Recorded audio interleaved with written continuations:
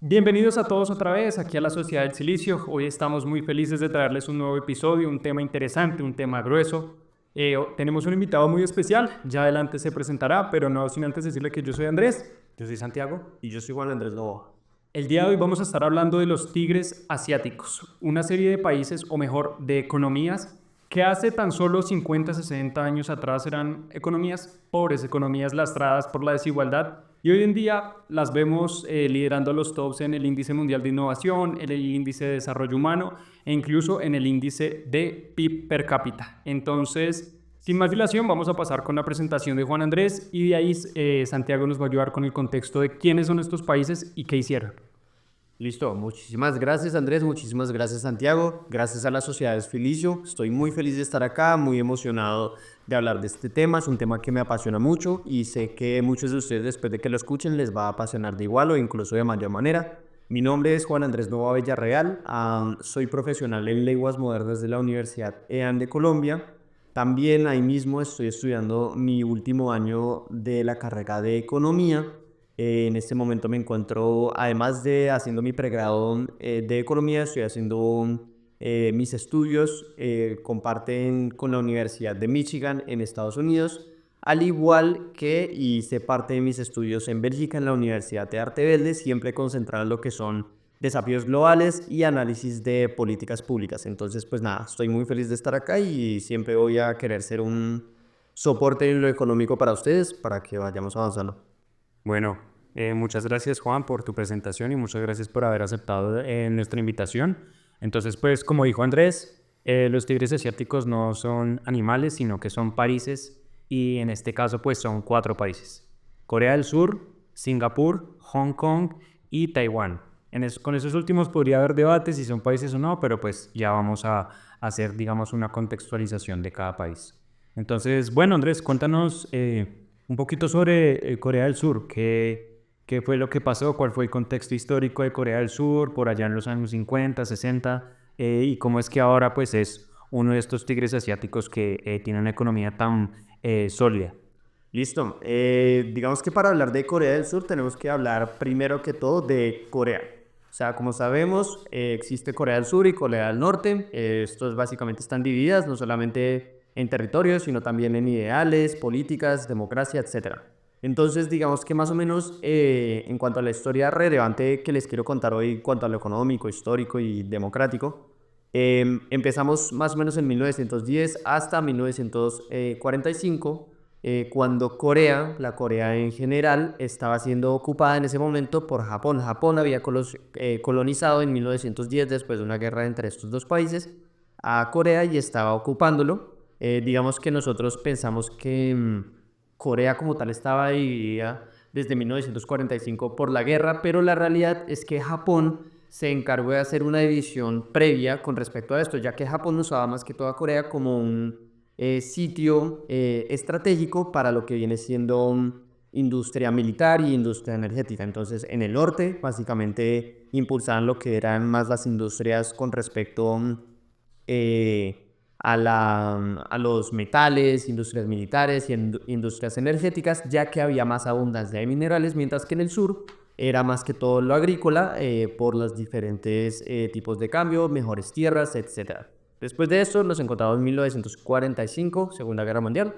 Básicamente fue lo que ocurrió. Japón pues obviamente perdió, fue uno de los perdedores de la Guerra Mundial y Corea se dividió entre los soviéticos, la parte norte, y los americanos, los estadounidenses, la parte sur, donde pues básicamente ahí podemos encontrar que al principio pues era una división más que todo administrativa después de la guerra, pero con el tiempo nos dimos cuenta que nunca se unificaron. Corea del Norte se fue más a los ideales de la URSS, mientras que Corea del Sur se fue más a los ideales estadounidenses. Entonces, pues nos encontramos con un país que para 1945 era realmente pobre, realmente destruido por culpa de Japón y por culpa de la guerra, y que realmente no tenía industrias con las cuales crecer. Entonces era un país completamente agrario. ¿Qué pasa después de esto? Se empiezan a crear los planes quinquenales, planes a 5 años para generar un desarrollo en Japón, inversión en investigación y desarrollo, inversión en educación, pasaron de una industria ligera, textiles, sustitución de importaciones como lo son productos básicos, a una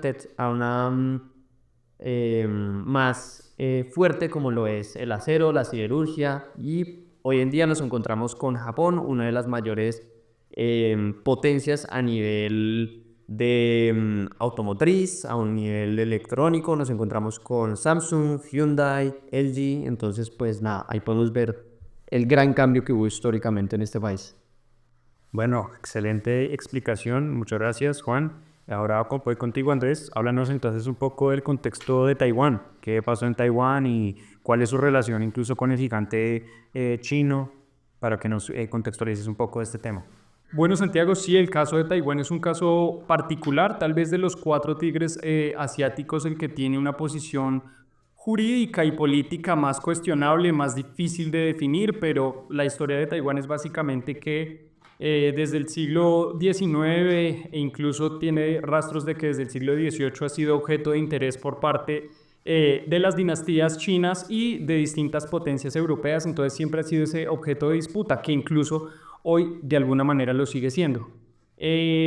Digamos que perteneció durante su último siglo a Japón igualmente, caso parecido al de Corea, por todas estas guerras que pues Japón encomandaba hacia sus países vecinos, más allá del mar, y en un momento pues digamos que definitivamente pasa a control chino por causas evidentes, ¿no? Pierde una guerra en este territorio y como objeto transaccional de paz, para comprar la paz de alguna u otra manera, pues le dan el control de Taiwán a China.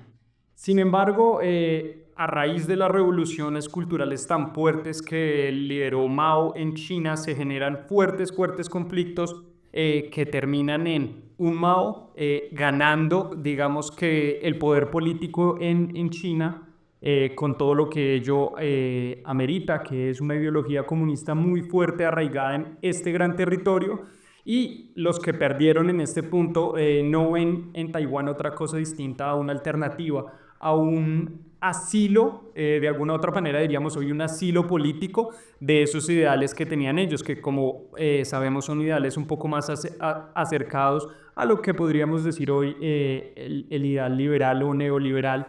Entonces, como les digo, siempre ha sido objeto de confrontación estos dos ideales. Lo vimos en el caso de Corea, lo vemos en el caso de Taiwán, incluso lo vamos a ver ahorita más adelante en el caso de Hong Kong. Entonces ya hoy en día Taiwán es una economía independiente con autonomía administrativa y política. En principio es una democracia muy funcional, sin embargo no cuenta con reconocimiento internacional y por eso muchos académicos dicen que no es un país, puesto que uno de los requisitos para que algo sea reconocido como país es territorio, población y reconocimiento internacional. A Taiwán entonces le hace falta este punto, una lástima porque pues es una nación que tiene su identidad propia, su cultura propia, como ya vamos a ver más adelante. Han desarrollado cosas muy adelantadas a su época, fueron visionarios en el tema de microchips, en el tema del manejo del silicio, de ahí digamos una parte del nombre de este podcast, pero digamos que esta tensión constante con un gigante, tener de enemigo a uno de los países más poderosos del mundo en este momento, pues no le ayuda. Caso un poco similar al que Santiago nos va a contar, que es el caso de Hong Kong, el tercer tigre asiático. Tercer tigre asiático, así es. Entonces, pues la historia de Hong Kong más o menos se puede remontar a las guerras del opio, en la cual la Gran Bretaña estuvo bastante interesada por este insumo, y pues en China en general era, digamos, el lugar donde más se conseguía este insumo, y tomaron a Hong Kong como su puerto de comercio entre estas dos naciones.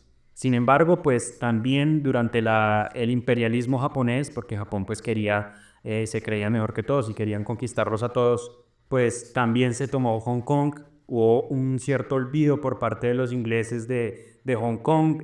Ya Hong Kong pues fue tomando una identidad más clara, y no fue prácticamente hasta hace muy poco, Hong Kong es una nación bastante joven, en 1997, que Inglaterra regresa Hong Kong a China, pero con una condición, y es que mantengan su autonomía por lo menos durante 50 años, y es así como hasta el 2047 es que Hong Kong se anexará a China como parte de esta nación, pero en este momento se puede decir que hay un mismo territorio, pero dos gobiernos, como lo dice el tratado entre estas dos naciones. Hong Kong es bastante conocido porque es, digamos, un centro financiero internacional donde las políticas económicas son bastante beneficiosas y donde el dinero de las personas que invierten ahí está bastante protegido. Y pues es otro de los tigres asiáticos porque, como vamos a ver a continuación, han seguido unas políticas económicas, laborales, también en educación, bastante similares. Entonces, pues bueno, esta es la presentación del tercer tigre asiático y ahora vamos a hablar de tu tigre preferido, Juan, que es Singapur. Entonces, coméntanos. Sí, Santiago, con respecto a lo que dices, sí, es correcto, es mi tigre preferido. La verdad es que considero que la historia de Singapur es una historia que toda persona llevada que le guste la política, que le guste la democracia, que le guste el desarrollo económico, debería estudiar porque realmente es algo que es muy recalcable de cualquier otra historia de desarrollo económico. Entonces, digamos que para contextualizar con respecto a Singapur y por qué estoy tan enamorado de su historia, empezamos más o menos en 1819, cuando Stafford Raffles, uno de los dirigentes de de la East Indian Company de Inglaterra, básicamente encuentra esta ciudad, esta pequeña isla. Singapur solamente tiene de diámetro 720 kilómetros cuadrados, pero básicamente ve en él un gran potencial para un puerto marítimo. ¿Por qué? Por su ubicación estratégica con respecto a lo que viene siendo uniendo África, Europa con el resto de Asia, sudeste asiático y pues ya con lo que viene siendo China y Japón.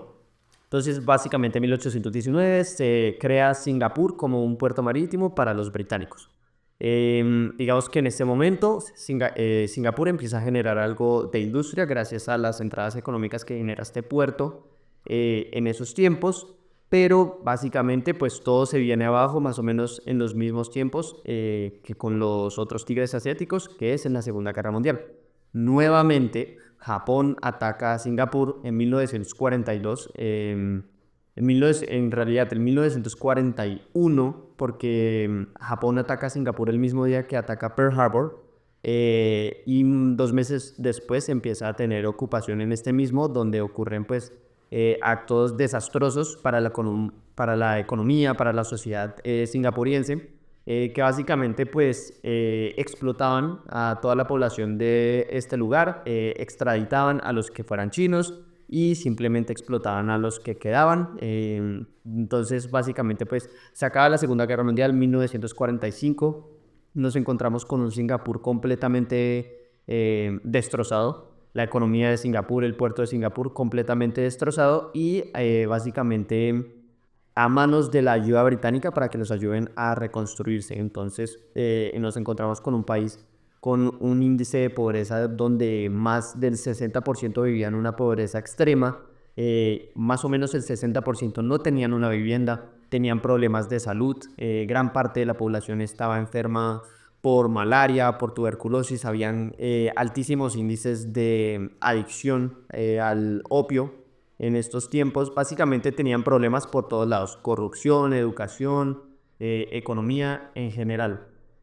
Eso fue en 1945, después entra el primer ministro Lee Kuan Yew más o menos en 1959, cuando los británicos les permiten hacer básicamente democracia interna, les permiten unas elecciones en Singapur y todo cambió. De 1959 a hoy en día, Singapur nadie podría reconocerlo. En este momento nos encontramos con uno de los países más desarrollados en cualquier término que te pueda hablar. Es uno de los mejores países para servicios financieros, junto con Hong Kong, como lo decías. Tiene base de más de 200 bancos internacionales del mundo.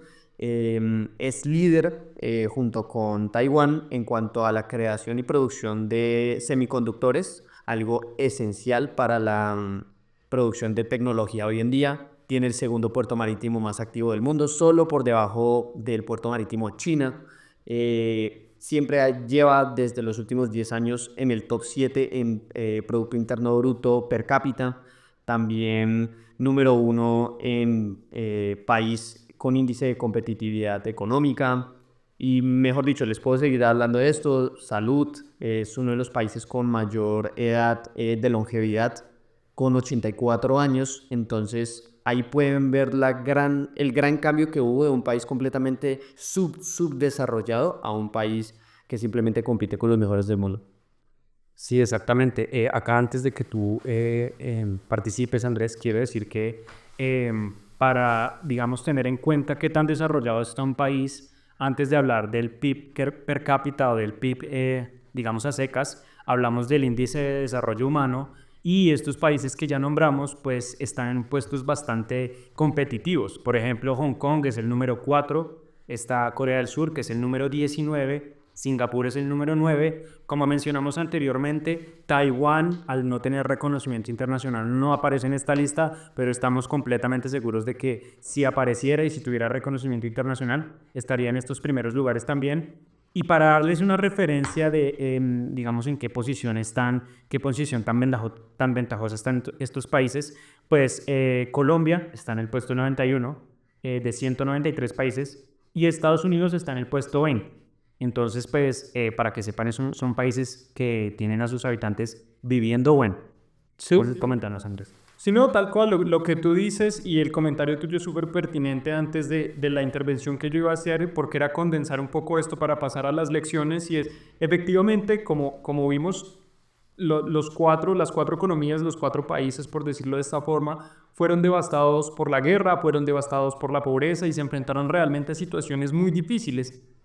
Situaciones que igual se siguen replicando hoy en otras partes del mundo. Países en África siguen viviendo esta situación. De alguna otra manera, países en Latinoamérica presentan situaciones similares. Sin embargo, ellos lograron, como se dice, salir adelante a través de una economía y una política muy encaminada precisamente a tener éxito. Y no es que las economías o las políticas de los países latinoamericanos o africanos no estén diseñadas para eso, solo que nos han sido aplicadas con la misma contundencia.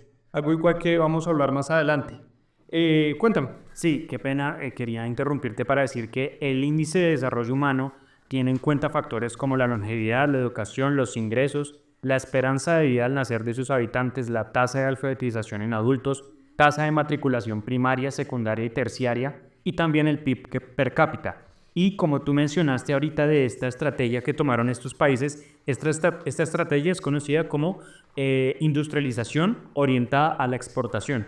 Estos países son altamente exportadores y toman toda su economía, se basa casi que en la exportación de bienes y servicios al resto del mundo. Entonces, continúa, Juan, con tu intervención. Sí, muy acertado todo lo que ustedes están hablando con respecto a esto. Digamos que también cabe recalcar que los tigres asiáticos no solamente es un nombre que se le da a este grupo de países, sino que también es un nombre que se le da como tal a lo que se le considera un grupo de países emergentes. Entonces, ¿qué significa emergentes?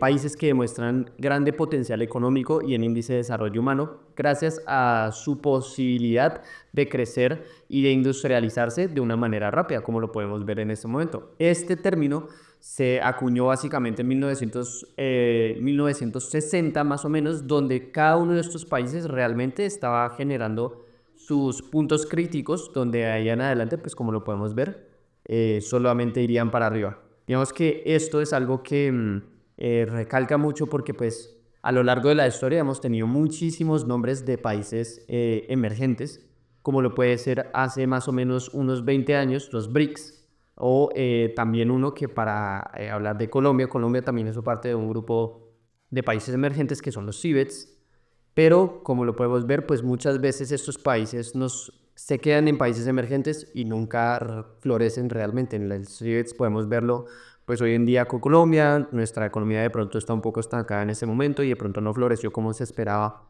en los primeros estudios que se hicieron cuando se nos dio este nombre. Egipto, Turquía, todos estos son países que se han terminado estancando, entonces más o menos sobre eso. Sí, Juan, precisamente ahí me parece muy importante empezar ya un poco con la dinámica de las preguntas para entender un poco, ir llevándonos lecciones de esta conversación, que es la idea del podcast, y es precisamente, vemos, como tú dices, países que lo lograron. Un ejemplo claro, los tigres asiáticos lograron a través del éxito económico traerle bienestar a sus sociedades. ¿Qué lecciones nos podríamos llevar de estos países o de estas economías para los países latinoamericanos o para los países emergentes? ¿Qué lecciones destacarías tú que, si tuvieras que nombrar 3 o 4 puntos clave, cuáles destacarías? Bueno, Andrés, esta me parece una muy buena pregunta para iniciar con respecto a la economía. Digamos que en esto que me estás diciendo lo podemos dividir en dos partes, no, más que todo en tres partes, en lo que viene siendo lo económico, lo político y lo social.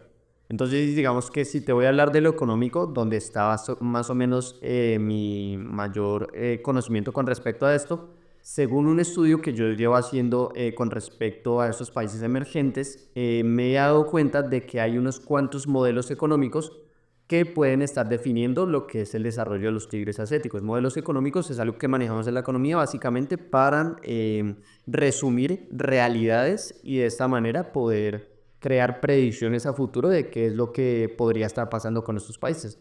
Entonces, te puedo dar ejemplos de diferentes modelos económicos generados por economistas, ganadores de Nobel por sus grandes estudios con respecto a esto. Por ejemplo, te tengo el caso del que te voy a hablar al inicio, que casi que se aplica para cada uno de estos países y es la manera en que se industrializaron por etapas. No intentaron generar una industrialización masiva de un momento a otro a base de gasto público, sino que realmente eran países que de pronto, si en un punto no tenían muchos recursos, fueron capaces de usarlos efectivamente y eficientemente, pues básicamente para generar una de las leyes económicas, que es básicamente obtener el mayor provecho del menor número posible de recursos.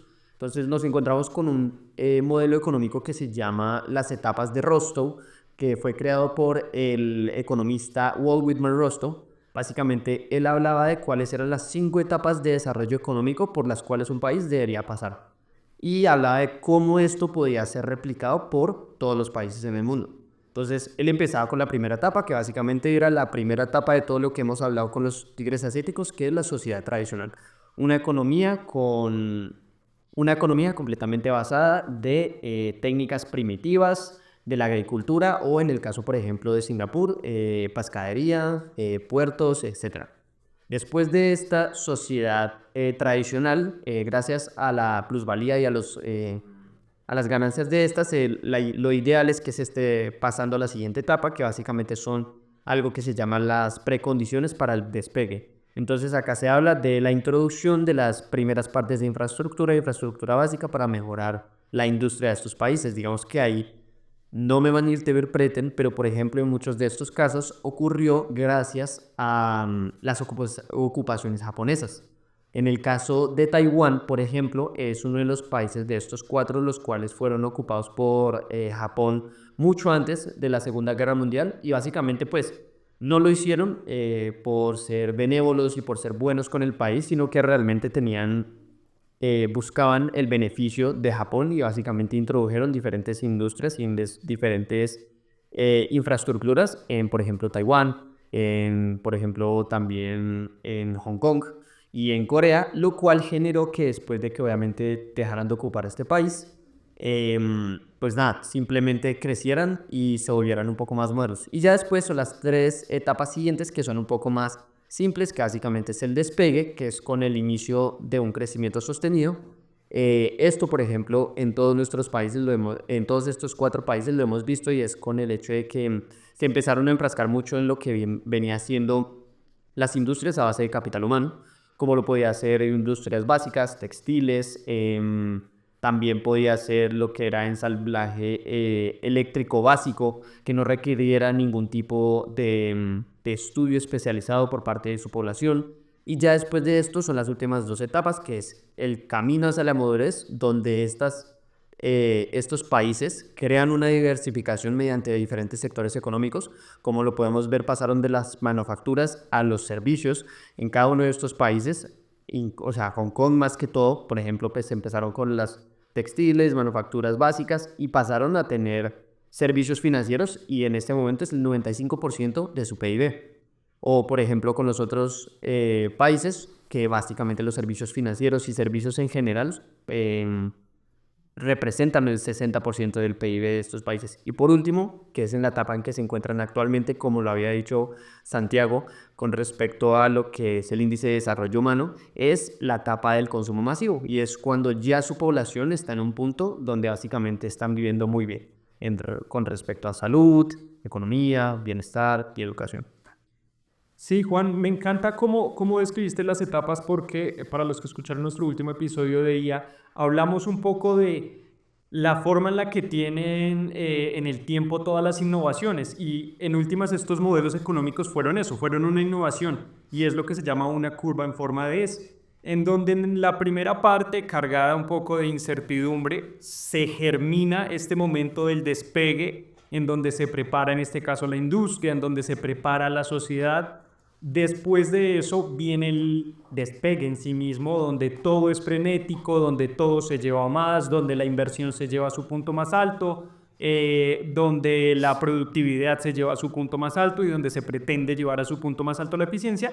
Y ya al final de la etapa, que es en la que tú dices que estamos ahorita, ya la curva se achata, ya de pronto no innovamos tanto, ya el modelo económico se estableció y nos dedicamos de pronto a consumir, que recordemos que dentro de la matemática del PIB, el consumo también juega un papel muy importante en la economía de cada país.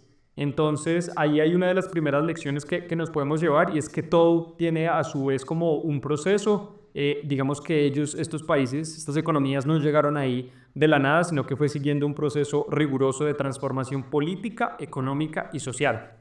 Yo les cuéntame. Sí, sí, quería, digamos, que terminar esa idea que hiciste sobre la final de la curva, al final de la curva donde ya no hay tanta innovación, con varias noticias. Por ejemplo, primero que todo el tema de los chips y de los tarjetas gráficas y procesadores, que ya es más complicado, nos estamos dando cuenta que haya una innovación en estos temas, que ya digamos la diferencia entre un procesador de este año y el del año pasado no es tanta. Por ejemplo, hace poco fue la revelación de una de las empresas más importantes de Corea del Sur, que es Samsung, de su teléfono tope de gama, el Samsung S25 Ultra, donde todo el mundo está diciendo, este es el mismo teléfono, pero con otro nombre y otro diseño, pero tiene lo mismo, la misma batería, la misma pantalla, la misma cámara, y en este caso la innovación ya no es tanto en el hardware, sino en el software, que digamos pues tiene unas funciones de inteligencia artificial especiales y ya están apostando un poco más por estas mejoras del software más que el hardware, porque ya está siendo un poco más difícil llevar digamos, las ideas humanas a un ambiente físico. Entonces quería complementar esa idea que dice porque se nota demasiado que ya estamos como en ese punto, otra vez en ese valle de la innovación, donde las innovaciones ya no son tantas y pues que lo que nos queda es consumir y disfrutar, por lo menos a estos tigres asiáticos, les queda eso y disfrutar su riqueza pues después de estos años de tanto esfuerzo y de tanta dedicación para construirse. Totalmente. Retomo justo donde termina, si es construirse. Bueno, hemos hablado mucho de que lo hicieron, de que lo lograron, pero hablemos un poco más de ese modelo económico, de esa perspectiva con la que afrontaron la situación estos países. Uno en la prensa, en las redes sociales, en los medios tradicionales, ve que son países que son como liberales, que manejan una economía como de libre mercado del 100%, o por lo menos así se venden. Pero Juan, tú que lo has estudiado un poco más desmenuzadito, ¿qué tan cierto es eso? ¿O hasta qué tiempo fue cierto eso? ¿O cómo es esa dinámica? Cuéntanos un poco más. Claro, Andrés, es totalmente cierto lo que dices. Digamos que ahí muchas veces uno ve diferentes contradicciones que se pueden llegar a demostrar con respecto a estos cuatro países, ya que son considerados de pronto por los medios, redes sociales, etcétera, como países ultra libertarios, capitalistas. Y claro, uno lo ve y son países llenos de rascacielos, de tecnología, y uno pues está acostumbrado a pensar en este tipo de cosas. Pero pues creo que la realidad es otra. O sea, si te pongo muchísimos casos, por ejemplo, de estos cuatro, tres de ellos en realidad fueron economías impulsadas desde el Estado. Entonces ahí ya no estamos hablando de algo libertario, sino que estamos realmente hablando de una contradicción, porque pues gran parte de lo libertario es que el Estado tenga la mínima intervención en cuanto a los mercados. O sea, el Estado, la idea es que simplemente garantice lo que es seguridad financiera, seguridad social, salud, servicios básicos, etcétera. Pero en cuanto a lo económico, pues la idea es que el Estado no toque este tipo de cosas y no tenga intervención. Pero, por ejemplo, te doy acá un caso con respecto a Singapur, y es que lo hemos hablado. Por ejemplo, el único partido político que se creó, el partido político popular de Singapur, empieza con un partido socialista. Lee Kuan Yew, abogado, con ustedes, abogado de Cambridge, si no estoy mal, básicamente empieza con unas ideas completamente socialistas, ideas anticapitalistas, ideas antibritánicas.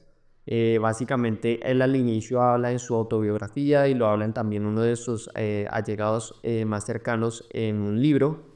Habla de cómo él realmente empieza con unos ideales completamente socialistas y cómo entra en la política con esto. ¿Qué pasa?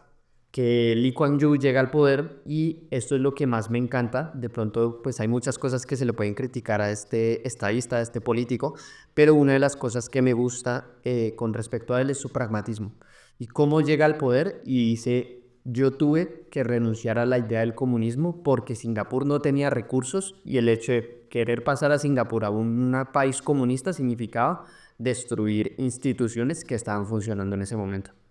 Completamente algo que no estamos acostumbrados a ver de pronto en nuestros países, donde de pronto los ideales y el ego juegan una gran parte más allá de lo que en realidad funciona. Y eso es algo que me gusta mucho con respecto a este país, y es que él simplemente se dedicó a ver las necesidades de la economía, las necesidades del mercado mundial, y decidió que su país debería ir para ese lado para poder sobrevivir. Ya digamos que con respecto a Corea, Taiwán, nos encontramos con situaciones muy similares con respecto a esto. No eran en un inicio socialistas, pero pues fueron impulsadas su industrialización gracias al Estado, gracias a que decidieron empezar a invertir, como lo decía Santiago, en educación en un inicio. Decidieron invertir en su capital humano, mejorar a sus personas en cuanto a lo que necesitaba el mercado, especializarlos. Corea creó Korean Institute of Technology and Education. También se crearon diferentes instituciones como *** en Singapur, donde básicamente lo que quieren es influenciar en que el país mejore en investigación y desarrollo y en educación. Todo esto impulsado desde el Estado. Ya después nos encontramos, como ustedes lo decían, con países completamente llevados a inversión extranjera directa. Pero ¿qué pasa? Que todo esto fue llamado gracias al Estado, gracias a que invirtió en sus personas, gracias a que invirtió en la investigación de su país, en la innovación de su país, y esto llamó la atención de las personas del exterior, y hoy nos encontramos con que el 25% del PIB de Singapur es gracias a la inversión extranjera directa. Y ya por último, libertario, nos encontramos con Hong Kong. Hong Kong, básicamente, no un paraíso fiscal, sino un paraíso financiero con respecto a la seguridad que este genera a los inversionistas. Al igual que los diferentes incentivos fiscales que ha manejado para al final convertirse en uno de los puntos de servicios financieros más grandes del mundo. Desde un inicio, digamos que a pesar de que era una colonia británica, siempre mantuvo ideales libertarios con respecto a no pagar impuestos al estado más grande, que en este caso serían los británicos. Ya después, pues Hong Kong, como lo sabemos, en el tratado sino-británico pasa a ser otra vez de los chinos, 1997, lo que decían Santi, que hasta 2047 van a volver a ser parte de los chinos, pero hasta hoy y desde ese entonces los hongkoneses no pagaban la gran parte de impuestos que debían pagar a los británicos, y terminó convirtiéndose en un paraíso fiscal para personas que querían invertir su dinero. Entonces realmente es uno de los pocos casos que conozco que muestran un éxito totalmente libertario, que sería Hong Kong. Pero para todo lo demás, sí, ya no podemos hablar de algo libertario, por así decirlo. Sí, Juan, lo que resaltas es importantísimo para entender esto porque ahí es donde entra un poco el pensamiento crítico y el valor que queremos agregar aquí en este podcast es ese. Es ir un poco más allá. Si uno se queda y lee de estos países, de estas economías en prensa, va a decir, ah, no, son liberales, es una economía parecida a la de Estados Unidos, pero como Juan nos ayuda a detener, no es tan así. El Estado intervino fuerte en la economía, intervino subsidiando sectores, intervino metiendo mucho dinero en educación, invirtiendo mucho dinero en infraestructura, a forma de inversión, sí, a la espera de retorno, no para botarlo, no para despilfarrarlo, sino toda forma de inversión esperando un retorno real. Entonces ese es un punto muy importante donde queremos como hacer énfasis de que la respuesta no es volcarnos a lo primero que veamos en prensa y menos respecto a estos países, porque como podemos ver, tienen una línea de desarrollo. De pronto en la etapa de desarrollo de la que ya hablamos, en este momento están un poco en la de más liberalización, porque ya como consumen, pues les conviene que no les pongan precios más altos y cosas por el estilo, pero si nos remitimos a la historia, y como les digo, es historia de 50 años hacia atrás, vemos que las cosas cambian un poco. Entonces, ténganlo muy presente que si una nación quiere ser próspera, no tiene que hacer necesariamente lo que le digan, sino lo que hicieron otras naciones prósperas. Pues no es solo hacer caso, sino de pronto tener criterio en ese sentido.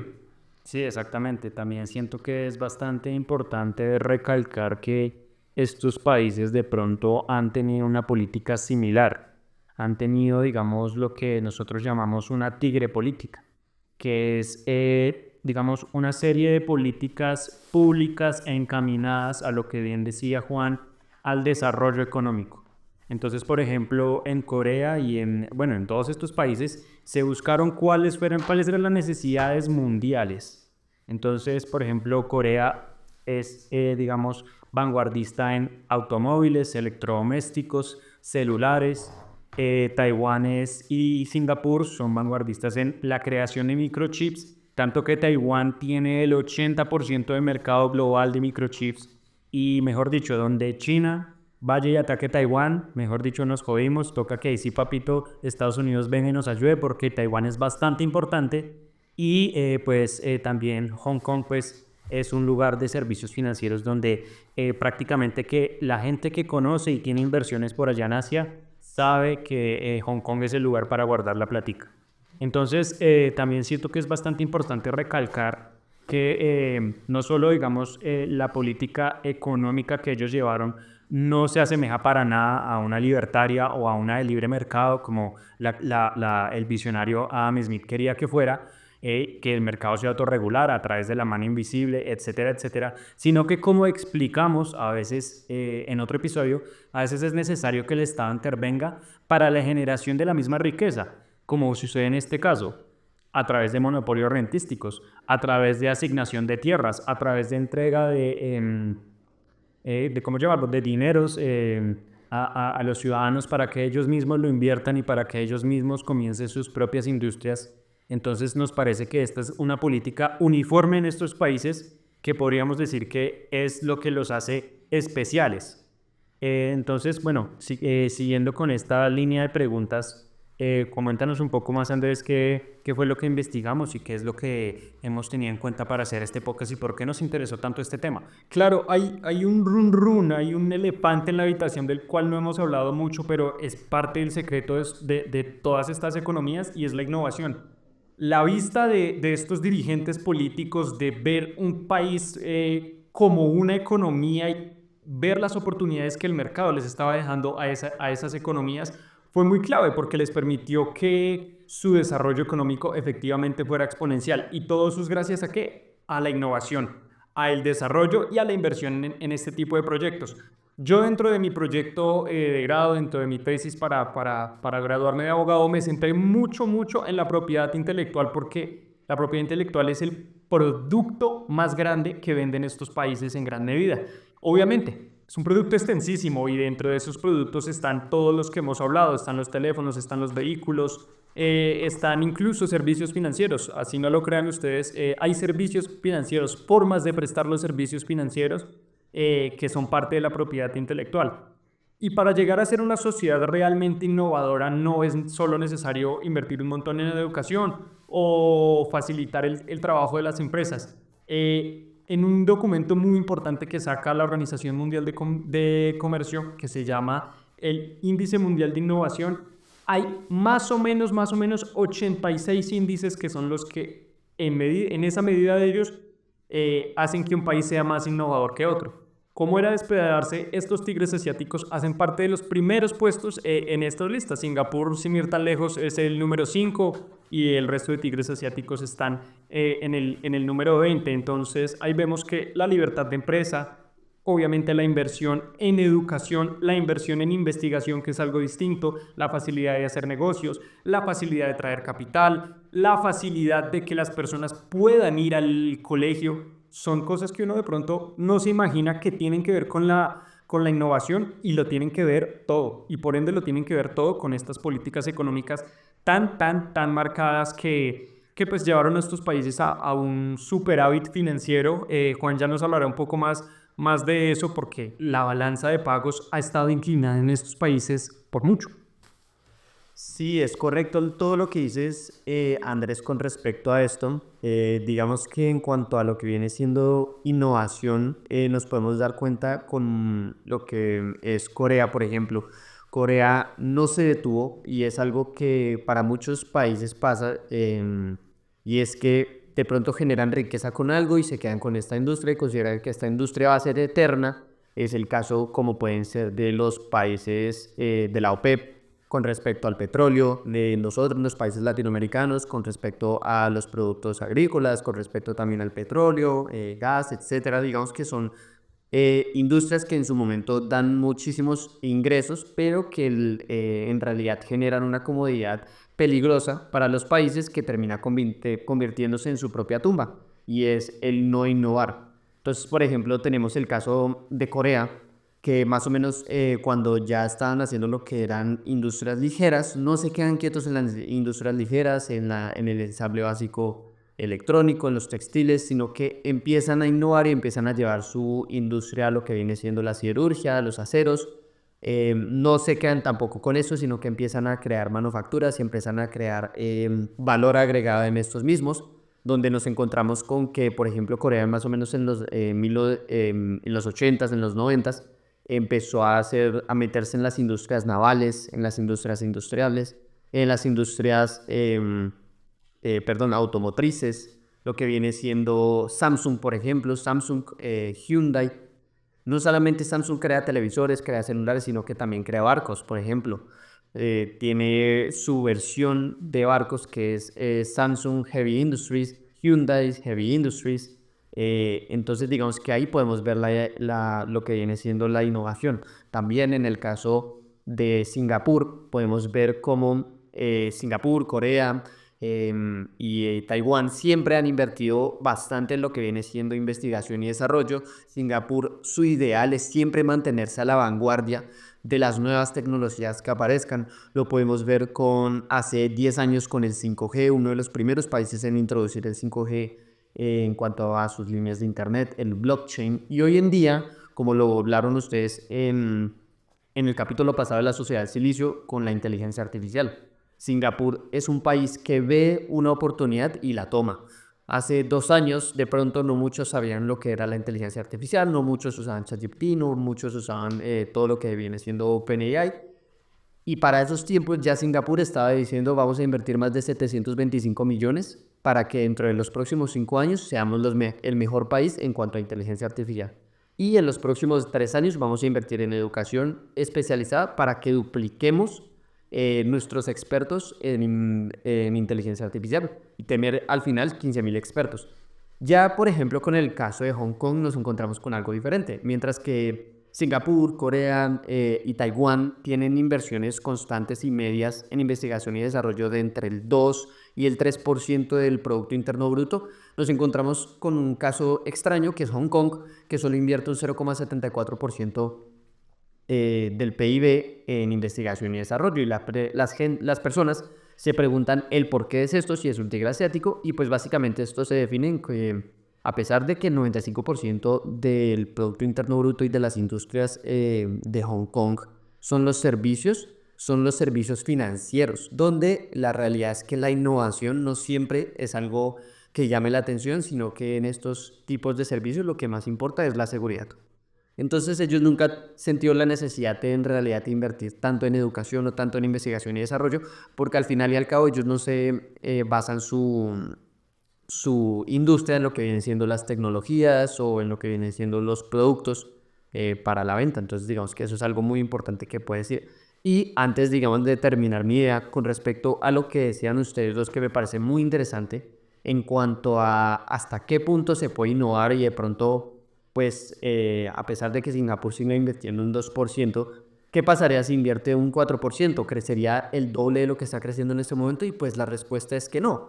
Como ustedes lo estaban diciendo, la curva se está cerrando con respecto al crecimiento. Digamos que eso es algo que pude ver en una de mis investigaciones con respecto a estos países emergentes, y es la comparación en lo que pasaría si Singapur invierte un 1% de más en investigación y desarrollo con respecto a lo que podría pasar con Colombia. Si invirtiéramos un 1% más en investigación y desarrollo. En este momento Colombia, en promedio, desde más o menos 1990, invertimos solo un 0,2% en investigación y desarrollo. Eso habla bastante de lo que viene siendo la innovación, y ahí va a ir mi siguiente pregunta a ti, Andrés, que tienes más experiencia con respecto a este tema, y es que hablaba de en mi investigación con respecto a las predicciones que podían hacer si Colombia invirtiera un poquito más, y era algo completamente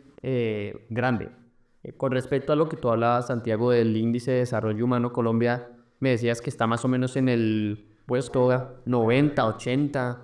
91 exactamente. 91, exacto. Entonces, digamos que en mi investigación hablábamos de cuántos puestos podríamos subir si se invirtiera solo un 1% del PIB en investigación y desarrollo, y el punto era que nos dejaban más o menos entre el puesto 20 y el puesto 30 con respecto a esto. Entonces podemos ver lo que de pronto el índice, la innovación que de pronto está muy infravalorada hoy en día en nuestros países latinoamericanos puede generar para el desarrollo humano, no solamente para la tecnología, pero para la salud, para el bienestar humano en general. Entonces es algo que, digamos, quiero preguntarte a ti, Andrés, y es ¿cómo es esa comparación con respecto a nosotros, Colombia, los latinoamericanos en cuanto a innovación, en cómo estamos muy por debajo de todos estos países? No nos comparemos con los mejores en investigación y desarrollo, sino que realmente somos uno de los que menos innova en todo el mundo.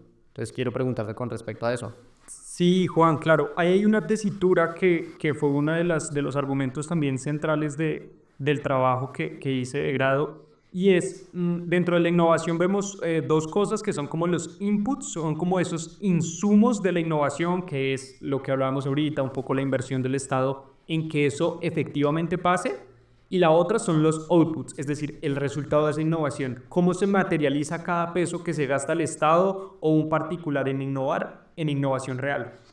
Y hay algo muy paradójico, pero que nos puede dar muchas pistas de la respuesta. Y es, Colombia es muy eficiente, de la poca plata que le dan a la innovación y desarrollo, patenta.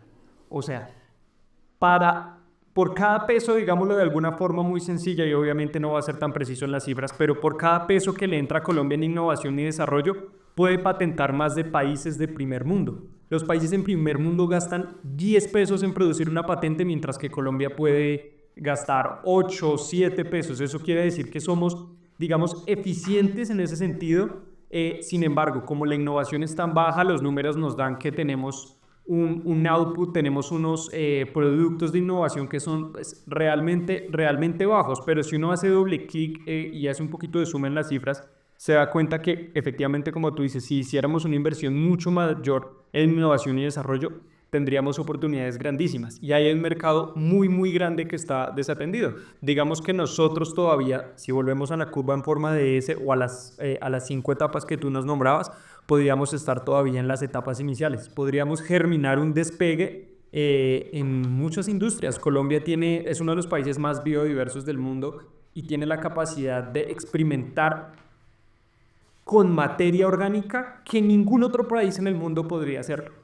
Hay una oportunidad evidentemente en tema de materiales o en tema de salud, medicina y biología enorme, pero como te digo, o como tú decías mejor, la plata que se invierte en estos temas no es suficiente, ¿correcto?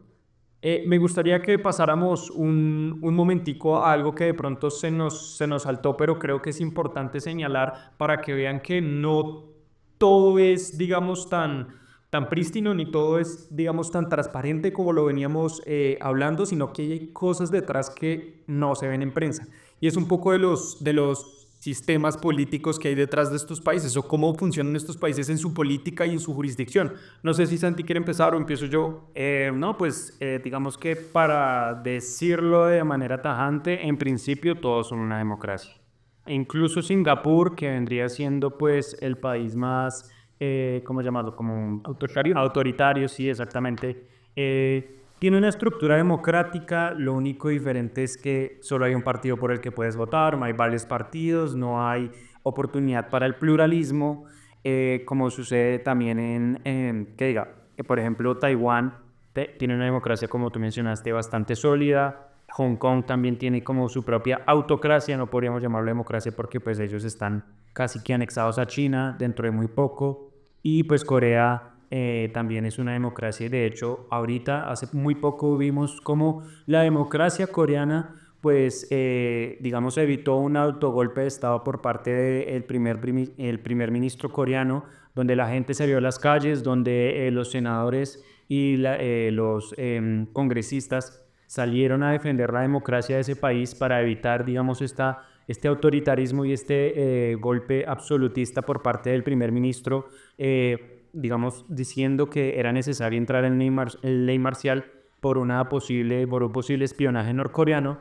Entonces, pues, digamos que la única diferencia entre estos países es Singapur, que es el más autoritario. También quería mencionar que en cuanto a política y en cuanto a políticas de todas las que hemos venido hablando, de política para el desarrollo humano, política laboral, política arancelaria y de exportaciones, política de desarrollo e innovación, pues evidenciamos y digamos que podríamos decir que acá en Colombia tenemos todo eso, ¿no? En Brasil yo creo que también tienen todo eso, en México también. Pero ¿qué es lo que hace diferente? Y ahorita te voy a preguntar, Juan, ¿qué es lo que hace diferente estos países? ¿Cuál es la cosmología, la filosofía que llevan estos países para, digamos, llevar de un punto A a un punto B y no quedarse estancado como nos ocurre a nosotros? Porque acá también nosotros estamos llenos de buenas intenciones. Todos los años, todos los gobiernos están llenos de crear un metro en la ciudad capital, de que todo el mundo tenga acceso a la educación, de que todo el mundo tenga títulos profesionales y estén cada vez más cerca de ser personas competentes en el mercado laboral. Sin embargo, no vemos que eso se materialice y es porque acá en estos países latinoamericanos e incluso en los países mediterráneos hemos visto que la corrupción y también los egos, como mencionabas ahorita, son los que dirigen la política. Los que dirigen la política y los que a veces hacen que se desaparezca también el dinero que recaudan estos países. Y pues como hemos visto nosotros acá en Colombia, bastantes escándalos de corrupción hemos tenido en estos últimos años que pues digamos que si ese dinero podría ser una excelente investigación, Juan. ¿Qué hubiera pasado si el dinero de que la corrupción se robó en los últimos 10 años se hubiera invertido en innovación y desarrollo? ¿En qué puesto del índice de desarrollo humano estaríamos? Bueno, esa es una pregunta que ojalá algún momento nos sentemos a investigar, si es posible. Pero entonces ahora quiero que tú me contestes, Juan. ¿Qué cosmología tienen estos tigres asiáticos que los hace ir adelante y no mirar nunca hacia atrás y estar siempre en vanguardia y en pos del mejoramiento de toda su sociedad? Yo antes de que respondas quería comentarte, o mejor dicho, añadirle un poquito de carne a esa pregunta en el entendido de ¿qué puede haber ahí detrás? Digamos que voy a estar muy atento a tu respuesta por si pronto no me hago entender con el refuerzo que quiero hacerte mi pregunta, pero ahí hay algo detrás cultural, algo social, algo de nuestra naturaleza, algo de nuestros ideales de pronto de los antepasados, porque digamos, ellos fueron excolonias igual que nosotros, pero de pronto estar en esa parte del mundo, en ese oriente lejano, como se llama, puede aportar algo grande. Entonces cuéntame de pronto desde esa perspectiva, ¿qué crees que hay ahí? No, muy buena la pregunta de los dos, la verdad. O sea, entiendo muy bien lo que me dice Santiago con respecto a esas diferencias y que pues básicamente diferencia a estos países con respecto a nosotros en cuanto de pronto lo que tú decías, corrupción, eficiencia en los recursos y también lo que tú decías con respecto a cultura. Creo que entiendo tu pregunta con respecto pues obviamente a las diferencias que tenemos este hemisferio con ese hemisferio con respecto a las diferentes culturas, religiones, ética, valores, etcétera. Entonces, digamos que podría empezar diciendo que básicamente, con respecto a los tigres asiáticos, básicamente los tigres asiáticos son la demostración de un país, de lo que ocurre con un país y qué tan lejos puede llegar un país cuando se usan las estrategias económicas correctas, cuando las políticas sociales son eficientes y cuando la gobernanza pública es ejemplar. Básicamente eso te lo define todo con respecto a los tigres asiáticos, tanto para Corea, Singapur, Hong Kong de pronto en una menor medida y pues lo que viene siendo Taiwán. Entonces digamos que ahí nos encontramos con diferencias grandes con respecto a nosotros. Para responder la pregunta de Andrés Juan, digamos, nos encontramos con algo que se considera, hay un término que existe que se llama el confucianismo económico y es como pues el confucianismo, la filosofía de esta que está muy ligada a las culturas asiáticas y más que todo a lo que viene siendo el sudeste asiático, como nos encontramos nosotros como países y tigres asiáticos, y es con respecto a qué tanto esto influye en cuanto a el desarrollo económico. Entonces, por ejemplo, hablamos de lo que viene siendo la ética que ellos mantienen gracias a sus ideales, las filosofías con respecto a su cultura, la honestidad, la meritocracia, la austeridad, el ahorro, algo que lo vemos muy reflejado en estos países con respecto al no despilfarro del dinero. Por ejemplo, tenemos casos como Singapur, donde han llegado a tener superávits fiscales de más del 25%, no solamente porque tienen un sistema fiscal muy correcto y muy firme con respecto a lo que deben cobrar, sino también porque las personas en estos países son muy honestas y esto al final terminó llamando mucho la atención y por eso vemos inversiones extranjeras directas tan altas en estos países con respecto a esto, porque no solamente el país políticamente genera confianza, sino que la gente que vive en él genera confianza de igual manera. Entonces, ahí digamos que es una unión con lo que dice Santi también. Con respecto, por ejemplo, a la corrupción, no creas, la verdad no es un problema que solamente veamos acá en Latinoamérica, en África, sino que también es un problema que llegó a afectar a estos países.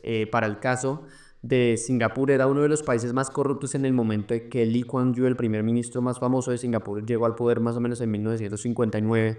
Digamos que ahí ocurrió algo con respecto a la política singapuriense y es que se unificaron a Malasia más o menos en 1963, pero terminaron siendo expulsados por Malasia misma en 1965 porque consideraban los políticos malacos se sentían como a la defensiva con respecto a Lee Kuan Yew y con respecto a sus ideales, con respecto a, teniendo en cuenta eso. Entonces, por ejemplo, Lee Kuan Yew entra a su país y lo primero que dice es, no tenemos muchos recursos, lo que necesitamos es que estos recursos sean eficientes. Entonces lo que hizo fue, por ejemplo, echar a muchísimas personas de los ministerios, cerrar muchísimos ministerios que habían en ese momento en Singapur y dejar los que él consideraba esenciales: salud, educación, la seguridad, infraestructura, todo este tipo de cosas. Pero lo que pasó fue que también él condenó lo que viene siendo la corrupción.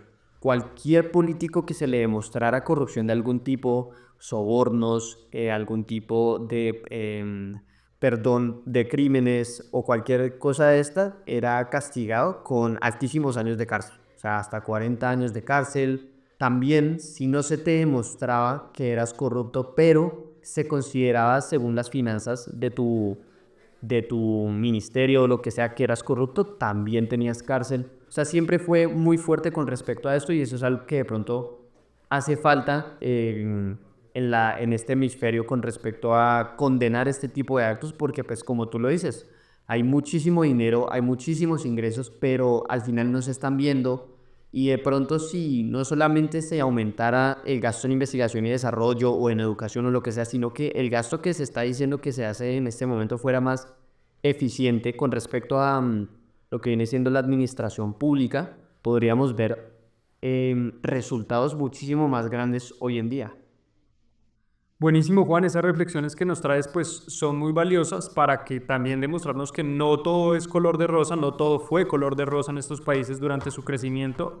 Ya queremos ir un poco cerrando, yo quiero anotarles un poco de cosas que dentro de la investigación me parecieron como curiosas e importantes a recalcar en este mismo sentido. Si ustedes tienen algo más para aportar antes de cerrar, me cuentan.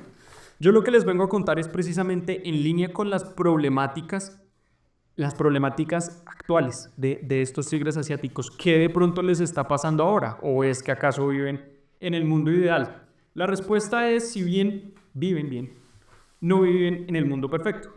Como podemos ver también por las cifras públicas que de hecho publican estas economías, son uno de los países con el nivel de estrés más alto en el mundo y como en todo lado, el estrés acarrea también problemas de salud mental y física muy grandes. Vemos como Corea del Sur es uno de los países con más suicidios en el mundo. Vemos también como la presión social de alcanzar un éxito, en la definición de éxito que ellos tengan, que tú ya más o menos nos lo referenciaste, se convierte en una necesidad social y aquellos que no lo logran se sienten fuertemente rechazados y eso genera una serie de problemáticas al interior de la sociedad. Es decir, que puede tener la potencialidad de enfermarse un poco de éxito estas sociedades y es algo que hay que tener en cuenta. Y de hecho muchos de estos tigres asiáticos lo están teniendo en cuenta. Corea del Sur gasta un montón de dinero tratando de mejorar la salud mental de sus habitantes. Sin embargo, es un tema mucho más complejo y no es de pronto tan fácil, entre comillas, solucionar estos problemas de salud mental como solucionar un problema de orden económico. Son ciencias bien distintas. Y el otro problema que les quiero referenciar que encontré durante la investigación y me pareció muy curioso y es, te hago una pregunta. ¿Te gustaría vivir en Singapur? La realidad es que, a pesar de que sea de pronto algo raro, no me gustaría vivir en Singapur. Ok. En este momento me siento bastante feliz donde estoy viviendo. No tengo una vida llena de excesos, ni tampoco una vida donde no me pueda permitir nada económicamente, pero siento que el lugar en que estoy, donde estoy, y Colombia como tal, es un país que siento que tiene, o sea, si muchas personas ven el vaso medio vacío y hablan de la corrupción y de los problemas que tiene Colombia, yo siento es más que todo el potencial que tiene Colombia de mejora. O sea, sí, se puede decir que estamos muy mal, pero también se puede decir que podríamos estar mucho mejor. Entonces, digamos que en mi caso, como economista, como apasionado de estos temas, es algo que realmente me genera una motivación diaria y es el hecho de vivir en un país donde yo puedo ser parte de la mejora. En Singapur siento que no podría ser parte de la mejora, es un país que está muy bien, que claramente podría mejorar en muchos ámbitos, todo lo que estás diciendo es muy claro, pero también es un país donde sabemos que hoy en día pues tiene muchísimas libertades individuales totalmente oprimidas. Entonces digamos que en ese sentido estoy contento donde me encuentro y pues me encantaría visitarlo, pero no vivir en el lugar. Pero, joven, cuéntanos cuáles son esas libertades, digamos que acá se consideran intocables, o pues casi que intocables, porque todo acá en Colombia es bastante relativo, pero cuéntanos cuáles son esas libertades individuales que están reprimidas o son oprimidas o no hay lugar para ellas en Singapur. Sí, digamos que ahí, Sandy, digamos que vamos a hablar de algo que tú ya estabas hablando anteriormente con respecto a la democracia y como el hecho de que a pesar de que se vende como una democracia o que también puede llegarse a considerarse algo autoritario, que solo hay un partido político, digamos que eso ha sido causado por diferentes libertades individuales oprimidas. En un principio no solo había un partido político, sino que ellos mismos se encargaron de cerrar todos los demás partidos políticos. Entonces encontramos lo que viene siendo totalmente una afectación a lo que es la libertad de expresión, por ejemplo. En cuanto a los medios de comunicación se habló, pues como te digo, o sea, Lee Kuan Yew es alguien que yo admiro firmemente, pero claramente yo sé que tuvo muchísimos defectos y considero que estos han sido parte de ellos y es con respecto a las fallas que tuvieron para permitir la libertad de expresión en los medios de comunicación, por ejemplo. Los medios de comunicación, una vez Lee Kuan Yew y el PAP asumieron el poder, fueron completamente regulados, censurados con respecto a lo que se hablaba acerca del gobierno. Si se hablaba de alguna manera la que fuera negativa con respecto al gobierno, estos medios de comunicación no solamente eran censurados y regulados, sino que a veces incluso eran inhabilitados. Por ejemplo, también te puedo hablar de publicaciones con respecto a la oposición. También regulaban completamente estas publicaciones para demostrar que de pronto no había una mejor opción que ellos. Nos encontramos también con falta de libertad política. La oposición y los líderes de la oposición eran completamente perseguidos por parte del gobierno. Algunos eran expulsados del país, otros eran inhabilitados o incluso otros eran encarcelados. Y también nos encontramos con casos de pronto más pequeños con respecto a lo que son las libertades individuales con respecto al control de drogas.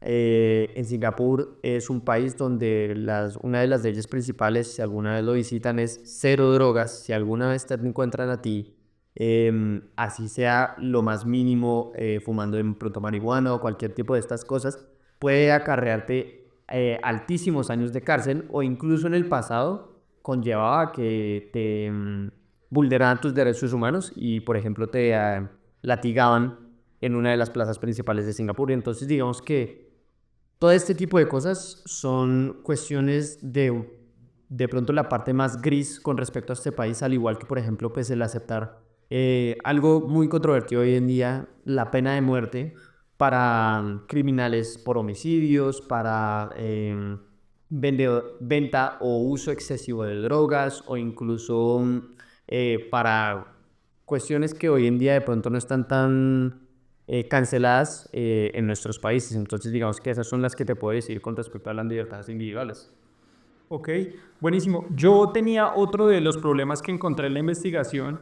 Es uno muy marcado y que lo presentan los 4 tigres asiáticos, y es una crisis absoluta de vivienda. Muchas personas quieren vivir en estos países y la realidad es que Singapur es una ciudad-estado, Hong Kong es una ciudad-estado, Taiwán es una isla chiquitica y Corea sí es un país grande, pero además es muy, muy poblado. Entonces, tenemos que en estas ciudades y en las ciudades principales de Corea la crisis de vivienda es un tema que de verdad aflige a muchas personas, porque obviamente, como en todos los países, hay personas de ingreso medio que no se pueden permitir ni siquiera un apartamento para ellos solos, ni siquiera una habitación para ellos solos. Es muy común en Hong Kong ver rascacielos enormes en donde habitan casi 100.000 personas en un solo bloque de edificios, porque en lo que normalmente o antiguamente era una habitación, ahora hay 4, 5, incluso 6 habitaciones, o mejor dicho, camas, porque llamar la habitación a eso es un poco denigrantes. Entonces, como veíamos, no todo es ideal, no todo es color de rosa. Crecer tiene un precio. Hemos hablado de muchos de los precios que tiene crecer. Acá en Colombia vivimos ampliamente, pese a que presentamos crisis de vivienda en alguna medida, no es nada comparable a la que tienen estos países. Pues de hecho, según estadísticas, más del 60% de la población está en esta zona casi que occidental de los, digamos, esta parte Andina, la parte andina, y esta parte de acá un poco más orientada hacia Venezuela está casi que deshabitada. Entonces nosotros pues tenemos bastante espacio todavía. Sin embargo, pues lo que tú dices es bastante cierto, y es que pues no todo es color de rosa, todo tiene un precio. Y pues bueno, esperamos sinceramente que les haya encantado este episodio, porque a nosotros nos encantó investigar de este tema. Y bueno, quiero dejarlos con Juan, que nos va a dar un pequeño extracto de un libro que él está leyendo, y el cual digamos que él subsume todo lo que hemos dicho en una pequeña frase. Digamos que esto que les voy a leer es una pequeña frase que hablaba Lee Kuan Yew cuando le preguntaban con respecto a el éxito que él obtuvo en Singapur. Digamos que hoy en día, si tú buscas la palabra Singapur o Singapur Desarrollo Económico, la gran parte de lo que vas a encontrar en las noticias, en las revistas, va a ser un título llamado El Milagro de Singapur, El Milagro del Sudeste Asiático, El Milagro Asiático, etc. Y él habla de cómo esto no fue un milagro y cómo esto fue muchísimo trabajo, no solamente por parte de él, sino por parte de la población de su país. Él, digamos que hablaba de cuánto le molestaba el hecho de que tanto singapurienses como personas del exterior pensaran que Singapur es un país normal, que simplemente tenía que irse desarrollando poco a poco, y él hablaba de que si los singapurenses no eran algo más que excelentes en todo, Singapur iba a desaparecer, iba a terminar siendo absorbido por China, o por Malasia, o por Corea, o por Japón, o por cualquiera de esos países. Y él habla de cómo, pues, la realidad es que no es un milagro. Al final y al cabo se tuvieron que hacer muchísimas cosas controvertidas, muchísimas políticas polémicas, restrictivas. exacto, totalmente. Todo eso que estamos hablando y lo que hemos hablado en este podcast son cuestiones que demuestran que ni Singapur ni ninguno de los 4 tigres asiáticos fueron un milagro, sino que en realidad fueron trabajo arduo por parte de sus políticas, y creo que él lo logra definir muy bien y lo logra resumir muy bien en esta última frase con la que los quiero dejar, al igual que la recomendación de este libro. Es un libro de Henry Kissinger, un politólogo de Estados Unidos demasiado grande. En este libro básicamente habla de 6 de los más grandes líderes de la historia de nuestro anterior siglo, donde habla entre ellos de Lee Kuan Yew y cuál fue su relación con él. Entonces, pues la frase ¿Cómo se llama el libro, Juan? se llama Liderazgo de Henry Kissinger. Vale. Entonces, básicamente lo que decía Lee Kuan Yew cuando le preguntaban sobre su éxito en Singapur era esta frase, y era: si solo eres realista, te vuelves pedestre, plebeyo y fracasarás. Por lo tanto, debes ser capaz de elevarte por encima de la realidad y decir, esto es posible. Y eso considero que básicamente lo resume todo con respecto a estos países, porque como lo vimos desde la contextualización, eran países subdesarrollados. Peor que Latinoamérica, peor que algunos países en África. O sea, estaban en la quiebra total. Su población, como dijo Juan, pobre, enferma, sin casa, sin cama. No, estaban graves. Tal cual, o sea, esto ni siquiera se comparaba a una África subsahariana. O sea, era algo completamente loquísimo, que si en esos tiempos de pronto yo te hubiera dicho, en 80 años estos 4 países van a ser completamente desarrollados y van a ser potencias en tecnología y en estilo de vida, pues claramente me hubieran tomado de loco. No te lo compra nadie me lo compra, me quitan el título de economista y de todo esto, y esa es la realidad de esto, y es que estos países, y en este caso el Singapur, Lee Kuan Yew, fueron más allá de la realidad y fueron más allá de lo que se considera algo factible o lo que sea, sino que prácticamente al final sí lograron un milagro con respecto a estos países. Bueno, buenísimo. Este fue el episodio entonces del día de hoy. Como pudieron ver, fue un episodio denso que llevó muchas horas de investigación detrás por parte de Juan Andrés, de Santiago. Les agradecemos de corazón todo su apoyo. Precisamente por lo denso que fue, vamos a dejar en las notas de este episodio bibliografía recomendada por si quieren ampliar más. Es un tema que tiene de largo lo que tiene de ancho. Nosotros no lo pasamos muy bien preparando este podcast, yo en lo personal. Entonces, nada, yo despido a Juan Andrés. Muchas gracias, Juan, por haber estado aquí. Tu trabajo fue maravilloso y un compromiso total. Así es. Yo me despido, yo soy Andrés. Yo soy Santiago. Y yo soy Juan Andrés.